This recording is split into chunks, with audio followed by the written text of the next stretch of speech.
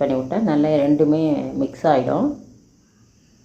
நான் எப்போதும் மத்தால தான் கடைவேன், அதுதான் வந்து கொஞ்சம் நல்லாயிருக்கும், மத்தால கடையிறதுக்கு ஈஸியாக இருக்கும். இது நல்லாவே வெந்துருச்சு, அதனால் சரி இதால் அப்படியே ப்ரெஸ் பண்ணிடலான்னு ப்ரெஸ் பண்ணி விட்டேன்.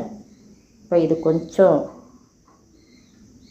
ஒரு 2 நிமிஷம் வச்சோம்னா நல்லா கட்டியாகவே ஆகிடும், ரொம்ப கட்டியாகவே ஆகிடும். இது தண்ணி தொட்டுக்கிட்டு நல்லா இந்த கிண்ணத்தில் எடுத்து போட்டு பால் பாலாக பிடிச்சி வச்சிடலாம்.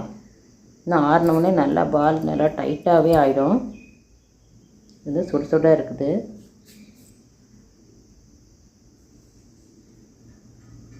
நான் எப்போதுமே இது மாதிரி ஏதாவது ஒரு கிண்ணம் எடுத்துகிட்டு தண்ணி தொட்டுட்டு கொஞ்சம் அப்படியே ஷேக் பண்ணோம்னா பால் வந்துடும். இல்லை கையால் அப்படியே பால் பாலாக பிடிச்சி வச்சிடணும். அப்படியே ஒரு ஹாட் பேக்கில் எடுத்து வச்சிடலாம்.